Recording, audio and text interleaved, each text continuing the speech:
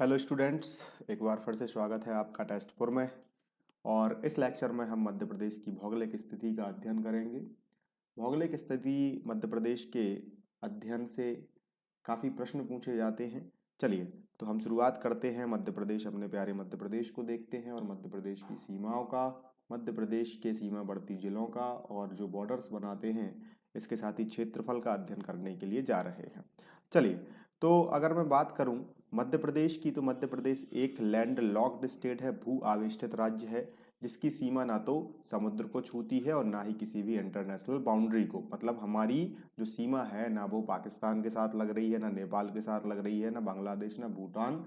तो हम एक लैंड लॉक्ड कंट्री माने जाते हैं। ठीक है, हमारा जो अक्षांशीय विस्तार है वह है 21 अंश 6 मिनट से 26 अंश 30 मिनट का। ठीक है, तो ये आपको यहाँ से दक्षिण से उत्तर की ओर जाते हुए पढ़ना है। ओके, और हमारा जो देशांतर विस्तार है वह है 74 अंश 9 मिनट से 82 अंश 48 मिनट तक। ये हमारा देशांतरीय विस्तार है। ये पूर्व की ओर इंडिकेट करेगा और है ना, और ये उत्तर की ओर इंडिकेट करेगा। क्यों? क्योंकि भारत की जो भौगोलिक स्थिति है वो कुछ इस तरीके से है ना। तो आपको देखना है कि यह नॉर्थ ईस्ट गोलार्ध में स्थित है, उत्तरी पूर्वी गोलार्ध में स्थित है भारत, और भारत के साथ ही मध्य प्रदेश भी। चलिए, तो अगर हम बात करें मध्य प्रदेश के उत्तर से दक्षिण विस्तार की, तो यह आपको किलोमीटर्स में 605 किलोमीटर याद रखना है कि हम उत्तर से दक्षिण की ओर या दक्षिण से उत्तर की ओर 605 किलोमीटर में फैले हुए हैं। और अगर आप पूर्व से पश्चिम या पश्चिम से पूर्व जाते हैं तो आपका विस्तार 870 किलोमीटर देखने के लिए मिलता है। अब हम बात करें, एक कॉमन फैक्टर है, एक कॉमन सा क्वेश्चन आता है कि सूर्योदय में कितना डिफरेंस होगा। पूर्व मध्य प्रदेश के पूर्व में और मध्य प्रदेश के पश्चिम में सूर्योदय में कितना डिफरेंस होगा। पूर्वी बिंदु और पश्चिमी बिंदु की अगर हम तुलना करें तो लगभग 34 मिनट का डिफरेंस आपको देखने के लिए मिलता है। अगर सिंगरौली में सूर्योदय 7 बजे हो रहा है तो अलीराजपुर में सूर्योदय 7:34 पर होगा। यह आपको डेटा याद रखना है। ओके, और हमारी जो भारत की मानक रेखा है 82 अंश 30 मिनट पूर्वी देशांतर, यह मध्य प्रदेश के सिंगरौली जिले से होकर के गुजरती है। पहले सीधी से होकर के गुजरती थी, लेकिन सिंगरौली के गठन के बाद हमें इसे सिंगरौली में ही कंसीडर करना है। मध्य प्रदेश के कुल क्षेत्रफल की बात करें तो 3,82,45 किलोमीटर वर्ग किलोमीटर आपको देखने के लिए मिलेगा। काफी महत्वपूर्ण डेटा हो जाता है यह। पहले 30, 82, 52 हुआ करता था वर्ग किलोमीटर में, लेकिन किरार घाटी विवाद सुलझने के कारण अभी 30, 82, 45 वर्ग किलोमीटर आपको याद रखना है, जो कि भारत का 9.38% माना जाता है।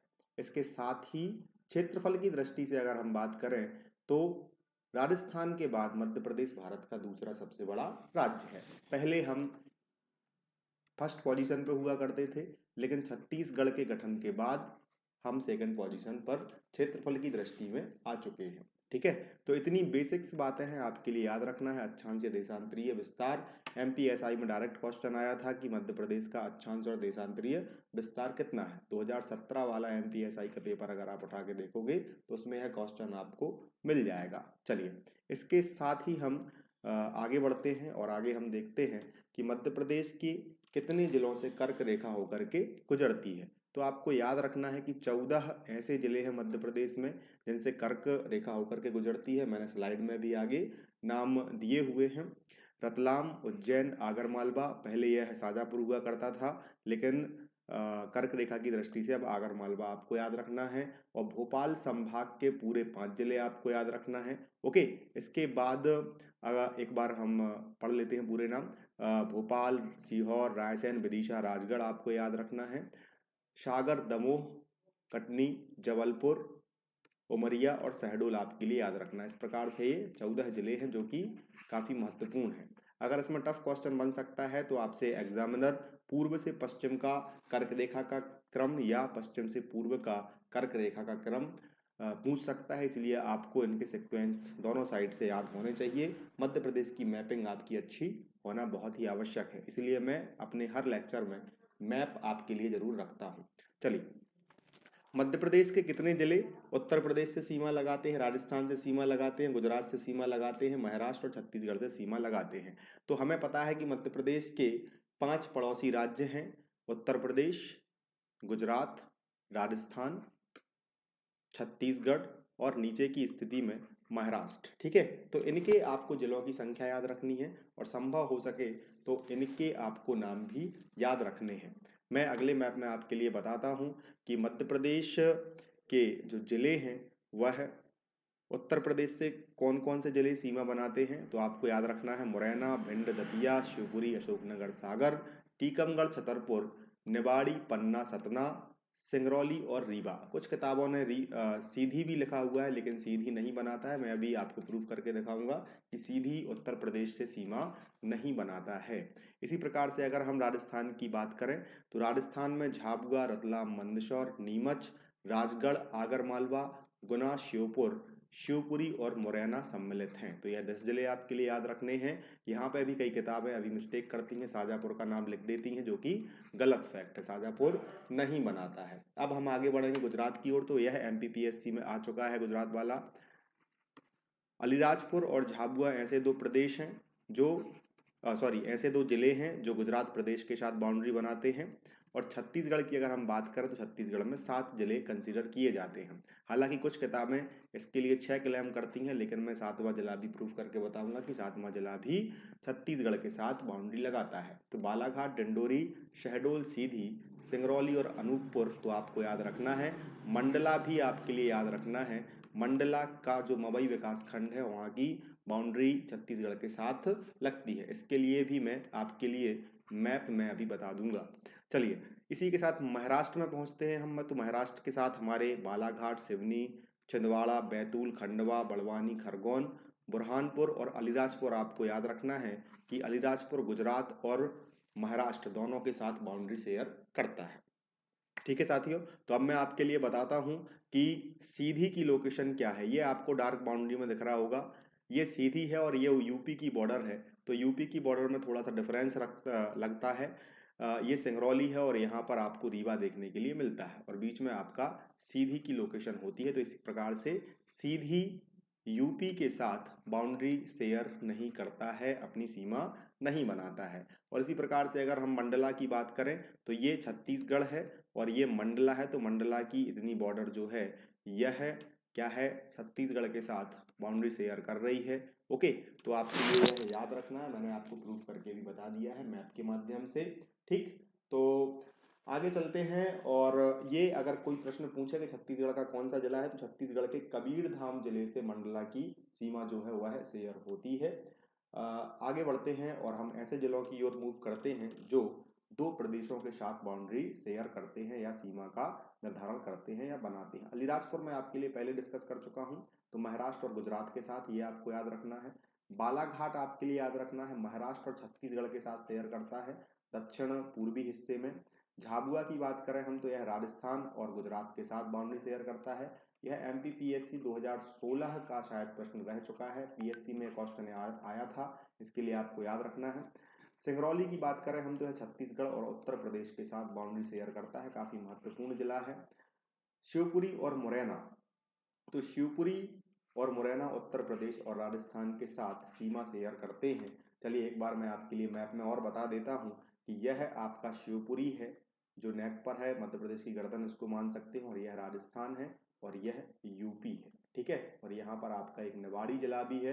तो निवाड़ी जिला आपके लिए याद रखना है कि 3 ओर से उत्तर प्रदेश से घिरा हुआ है। ओके, चलिए और इसी प्रकार से हम नीमच को भी बोल सकते हैं कि नीमच भी 3 ओर से राजस्थान से घिरा हुआ है। आगे बढ़ते हैं।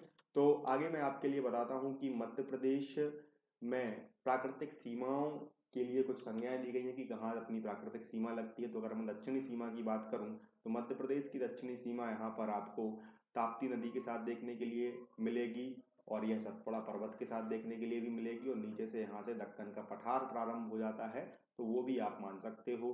दक्षिण पूर्वी सीमा की बात करूं मैं तो यहाँ पर अमरकंटक का पठार फैला हुआ है, प्लेटू, अमरकंटक प्लेटू, तो आपके लिए भी याद रखना है। पूर्वी सीमा की बात करूं तो ये आपको सतपुड़ा मैकाल पर्वत जहां से आपकी नर्मदा जी निकलती हैं वो वाला हिस्सा हो जाएगा। उत्तर पूर्वी सीमा पे अगर मैं बात करूं तो यहाँ से सोन नदी होकर के जाती है, तो सोन नदी की सीमा भी आप बता सकते हो इसके लिए। और उत्तरी सीमा की अगर मैं बात करूं तो यहाँ पर चंबल नदी बनाती है, यहाँ थोड़ी बहुत बेतवा के द्वारा भी बनती है, यहाँ कैन के द्वारा भी बनती है, और साथ ही साथ ये पूरा यमुना का क्षेत्र होता है, गंगा यमुना का मैदान माना जाता है। तो यमुना का मैदान या गंगा यमुना का मैदान भी अगर आता है तो वो भी आपके लिए सही मानना पड़ेगा। इसी के साथ अगर हम बात करें उत्तर पश्चिमी सीमा, तो यह आपका अरावली वाला क्षेत्र है। अरावली की स्टार्टिंग यहाँ पर आपको देखने के लिए मिलती है। कर्क रेखा मैं आपके लिए पढ़ा चुका हूँ, उसके जिले भी मैंने आपको स्लाइड में बना करके दिए हुए हैं। चलिए देखते हैं कुछ और रह गया है कि आज के लेक्चर के लिए। तो आज के लेक्चर में जाते जाते हम मध्य प्रदेश के कुछ अन्य नाम हैं या उपनाम हैं, या हम जो जिन्हें प्यार से मध्य प्रदेश को बुलाते हैं उनके लिए भी मैं बता देता हूँ। हृदय प्रदेश जो नाम है मध्य प्रदेश, पंडित नेहरू जी ने कहा था। मध्य प्रदेश के सीपी एंड बरार वाले हिस्से को पंडित नेहरू जी ने मध्य प्रदेश के गठन के पहले ही मध्य प्रदेश नाम दे दिया था, 1949-1950 के आसपास। नदियों का मायका इसलिए कहते हैं क्योंकि यहाँ से बहुत सारी नदियाँ निकलती हैं और सीधे समुद्र में ना जा कर के जाती हैं दूसरी नदियों में। तो इसके लिए आपको मध्य प्रदेश को नदियों का मायका की संज्ञा भी दी गई है। सोया स्टेट, क्योंकि सोयाबीन काफ़ी होता है यहाँ पर। दलहन स्टेट भी आजकल बोला जाता है। लघु भारत सांस्कृतिक विरासत के कारण लघु भारत भी बोला जाता है। जनजातीय प्रदेश है, बहुत सारी जनजातियां मध्य प्रदेश में पाई जाती हैं। मध्य प्रदेश देश का सबसे बड़ा जनजातीय प्रदेश माना जाता है और अभी जनजातीय गौरव दिवस भी मनाया गया है, तो यह भी आपके लिए याद रखना है। मध्य प्रदेश में टाइगर भी काफ़ी संख्या में है, इसके साथ ही लेपर्ड मतलब तेंदुआ भी काफ़ी स्टेट में है, काफ़ी संख्या में है। तो आप इसके लिए तेंदुआ स्टेट या लेपर्ड स्टेट भी आप बोल सकते हो। चलिए, तो ये था आज का हमारा लेक्चर, और आज के लेक्चर के बाद हम थोड़ा सा प्राकृतिक और भौगोलिक जो भी विस्तार बचा हुआ है उसके लिए कवर करने की कोशिश करेंगे। तो ये छोटे छोटे लेक्चर्स की सीरीज आपको प्रतिदिन पढ़ते जाना है और हमारी टेस्ट सीरीज को ज्वाइन करना है, जो कि हमारे ऐप पर अवेलेबल हो चुकी है। अगले लेक्चर में हम मध्य प्रदेश के राजकीय स्टेट्स को, राजकीय सिंबल्स को देखेंगे, जो राजकीय मछली है, राजकीय चिन्ह है, ऐसे कुछ स्टेट का ऐसे कुछ चिन्ह जो कब लिए गए थे उनके लिए हम देखेंगे। चलिए, तो मंडला और सीधी का मैंने आपका फैक्टर क्लियर करके रखा हुआ है आज के लेक्चर में। मिलते हैं अगले लेक्चर में, तब तक के लिए धन्यवाद। जय हिंद, जय भारत, शुभ रात्रि।